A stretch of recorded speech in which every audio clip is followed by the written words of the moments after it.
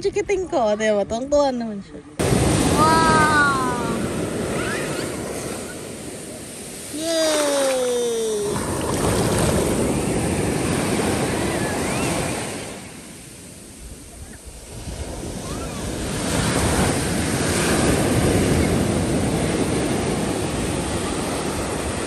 Ganda mga kabady.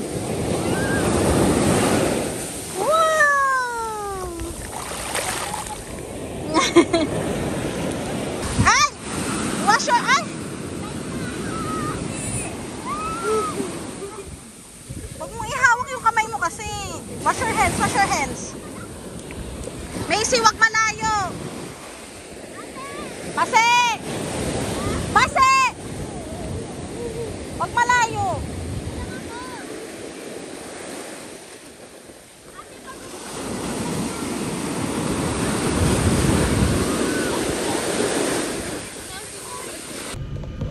Mga kabady, balik yan is day 2 namin dito sa Baler, Aurora. So sila Maki bumaba. Hindi na ako bumaba kasi kasama ko si Noah. Tapos si Lami, si Amara, Marcos, tsaka si Nika. So mga kabady, sama-samahin din ako. Kasi kahit pa paano gusto makita yung view, sayang yung lakad namin dito. Yung mga chikiting naman nag-enjoy dito sa pool, tsaka sa beach. Wala pa ko ayos na tulog kasi namamahay si Nose. Natulog siya mga kabady. So, day 2 namin ngayon. Sulit naman, sulit. Meron nga kami ulit plano ni Maki. Siguro kapag may oras, after harvest na lang ng kalamansi. Plano with Kuya Rodel and Harvey. Hindi ko alam kung sasama kami ni Nika at ni Marcos. Pero yun yung plan namin mga kabady. Siyempre sasama namin si Dada. PowerPoint na naman yung story ko nito. PowerPoint.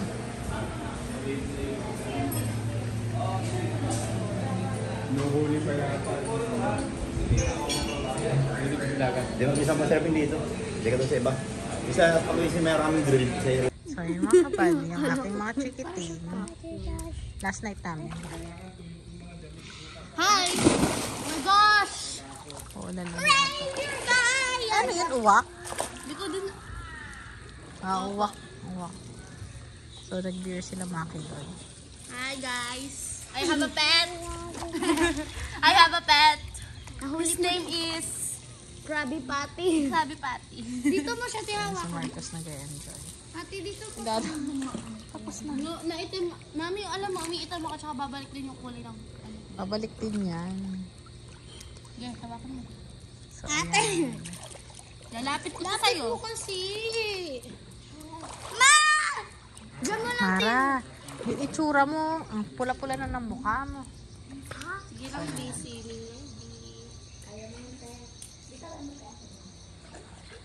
Yan, ito yung room namin. Sulit na siya mga kabady for 2 days. So, ayun. Tchanan! Ang binata ko. Macy, mama si Marcos ha, baka madulas. Macy! Kasi hindi ko pwede iwanan si Noah. So, ayan. Si Maki sabi ko, beer na lang muna sila doon. Enjoy nila ni Kaka. Minsan lang naman. Maganda na dito maganda. Mainit. Ito. Ano may gusto mo? Ito. Lumar, hindi sa yung Lumar. Lumar. Wari kayo ng tanigin. Ang sarap Lumar din. Magkano sa Lumar din po? 280 po.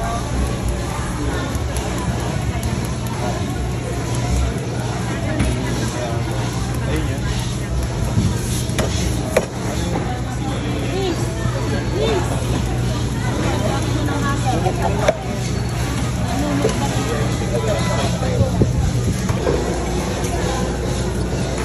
Ito ko yung sir kung kulang pa nga. So sobrang lang yung konti. Sobrang konti? Okay lang. Konti lang. Nagay ba dito ba kayo?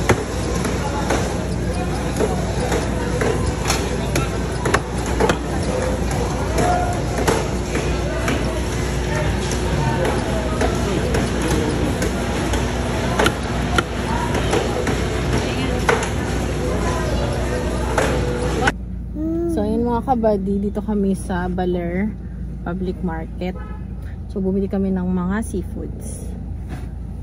Actually mura siya compared naman talaga doon sa amin. Doon sa Cabiao. Kaso wala yung iba naming hanap. Pero okay lang. Wala rin yung lobster. Gusto namin tumikim ng lobster. Wala. So ayun. Pauwi na rin kami ng 12 noon. Pero ang oras ngayon is 7:33. So gigisingin na namin sila Marcos para makapag-swim sila.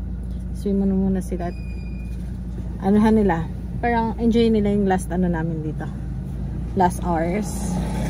Kasi uwi na kami ng Cabiao at pasok na next week. Sabi nga ng mga bata, minang itim kami. Sabi ko okay lang yan. Yan yung proof na nag-enjoy kayo. Di ba no? Si Noah din mamaya papaligo. Actually ako doon, maliligo rin ako.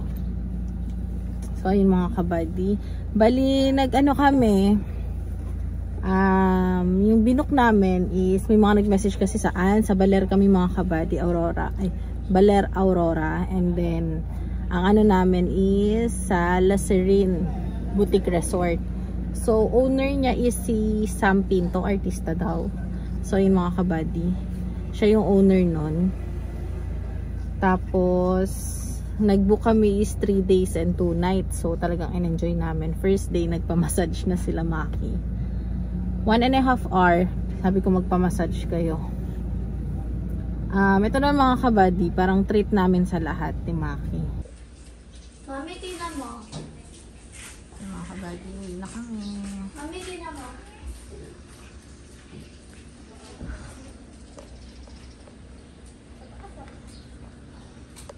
Diba Nose? Uwi ka na Nose? Uwi ka na Nose? Nadulas kami ni Nose? Nadulas kami ni Noah. Wow! Charot. So yan mga kabady. Pauwi na kami. So may mga plano silang bilhin. Pinya, buko, at saka ano yung may bao? Ano yung may bao? Pinya, buko, nyog. Pauwi na kita silang nyog. Ipadagdag ang mga kabady para sa mga kasama namin sa bahay, kay Ate Roda, kay Ate Lourdes. Tapos papadagdag sa Taguig. Tapos yung para sa farm. So ayan, sinabihan ko si Kabads. Naglaan talaga kami sa pasalubong mga kabady. Tapos bumili rin kami kanina ng sukang tuba. 4 na litro. 4 na litro ata. Hindi, 4 na 1.5. So 1.5, 1.5, 3, 6 liters ang binili namin kanina. Tapos bumili kami ng tuyo na ay dried pusit. Pero hindi dried tuyo.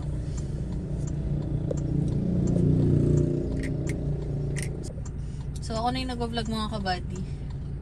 Yan na sila.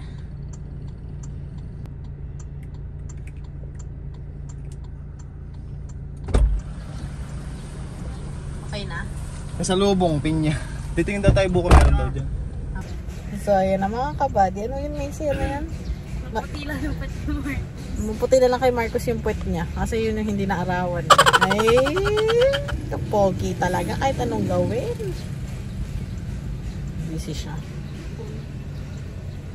Kapogi mo talaga na. Ay mga kabady. Buko. Bente isa lang kasi.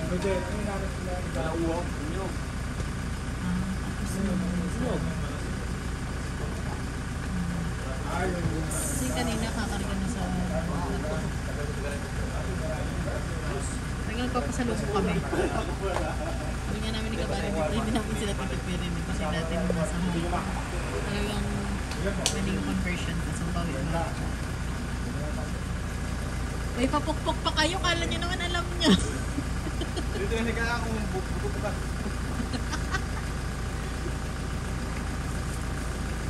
Si Arbella naman sa papukpok pa talaga siya.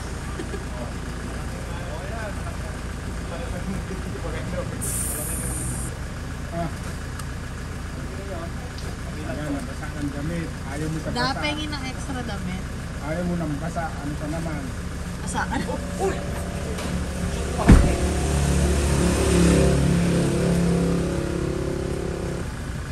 Daw. Ha? 2.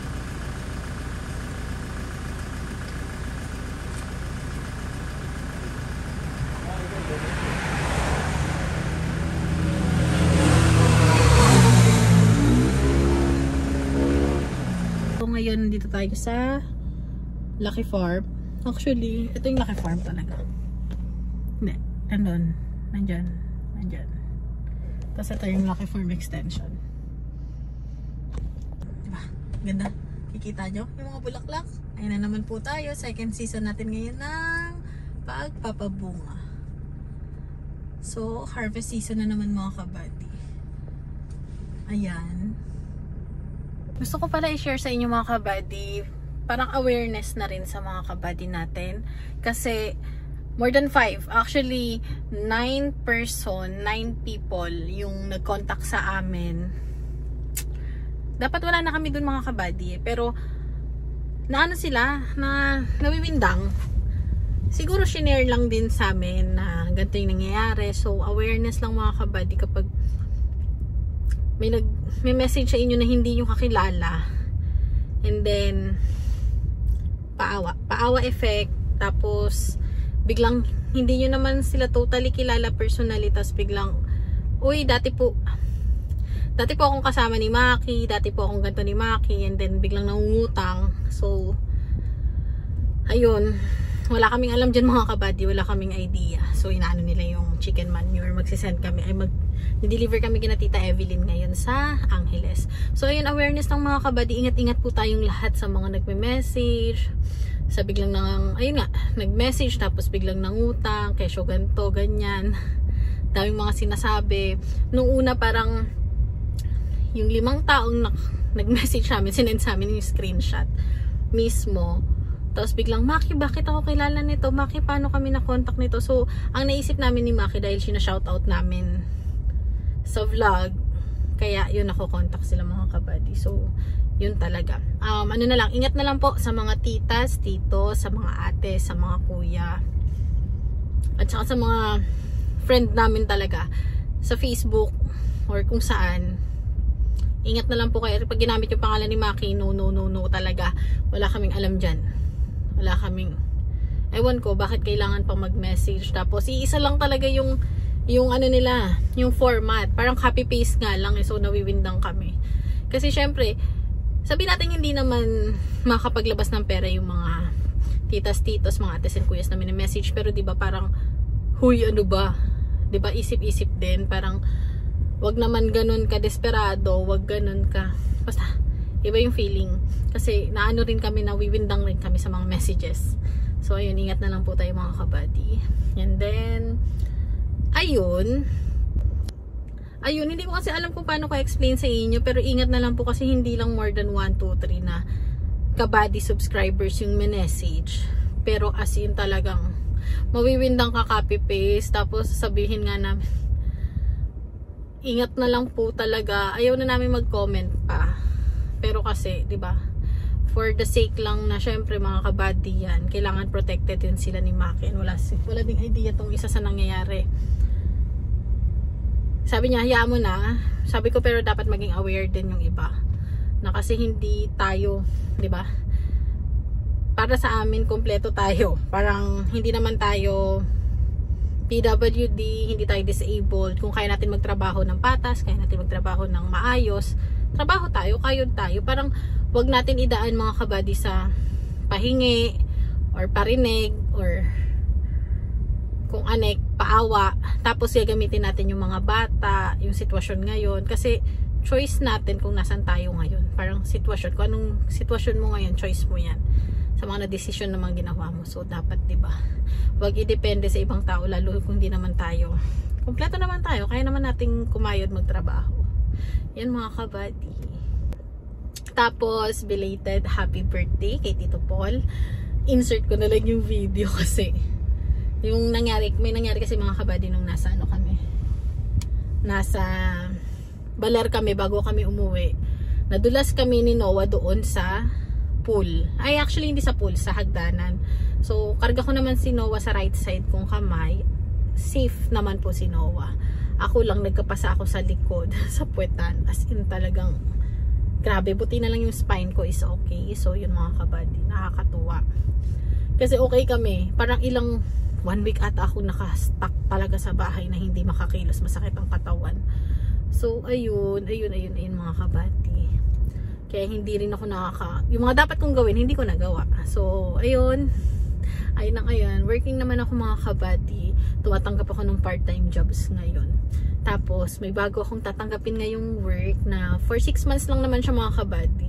Actually naasikaso ko siya kasi kailangan ng SSS ko updated. Tapos malaki yung offer. Malaki offer pero part-time lang siya para mag-spend lang ako ng 5 hours in total. Tapos per week yun ha.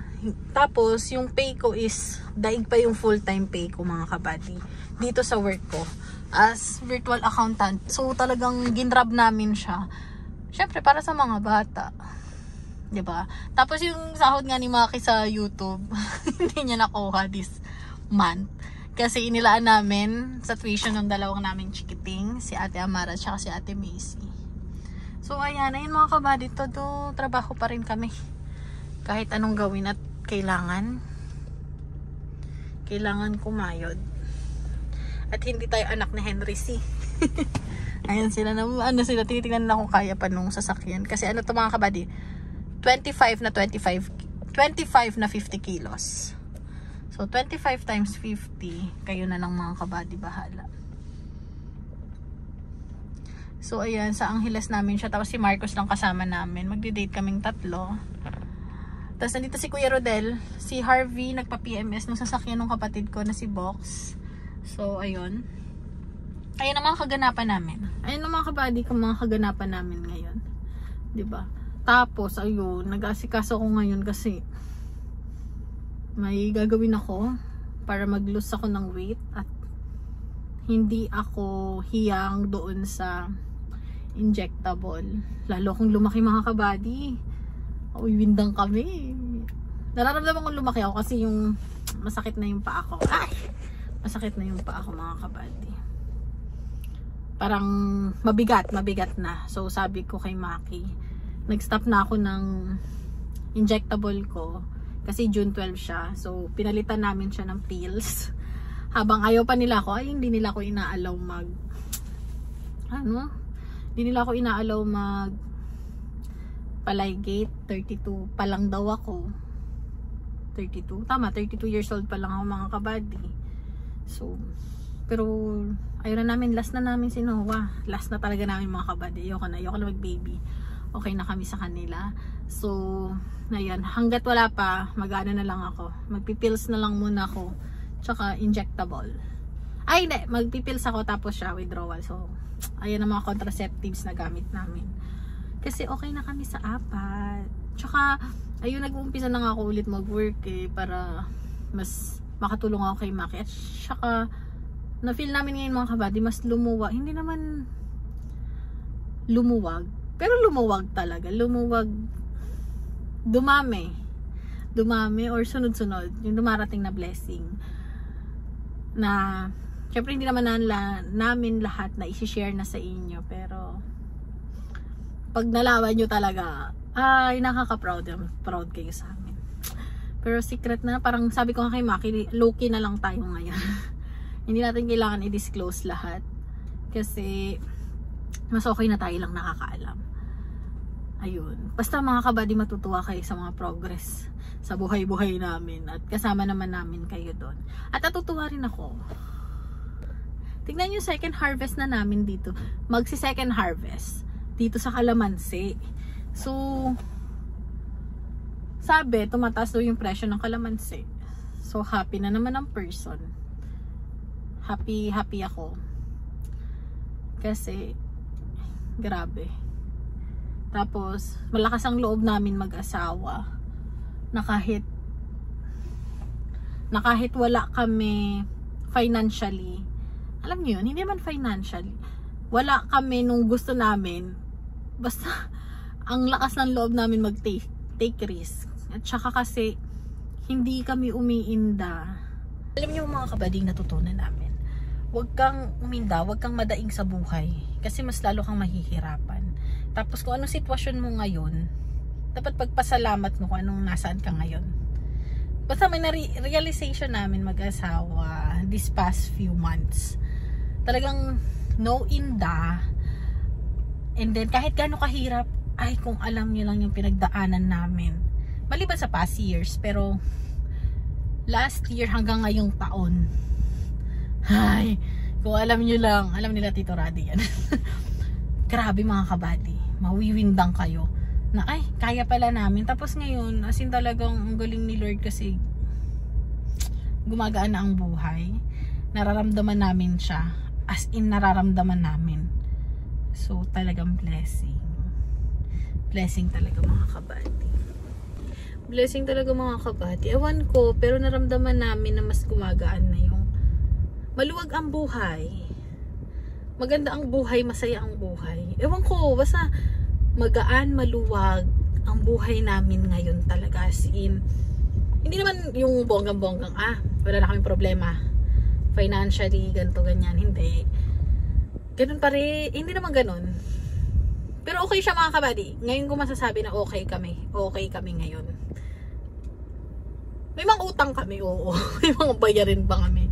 Pero okay kami ngayon mga kabady. Ewan ko. Maluwag yung buhay. At mas lumalakas yung loob namin mag-take risk ngayon. Hindi ko alam bakit. Na hindi naman kami bonggang-bonggang meron. Pero ang lakas ng loob namin. Masasabi ko talaga ang lakas ng loob namin talaga ni Maki. Nakatuwa. Basta ang luwag-luwag mga kabady.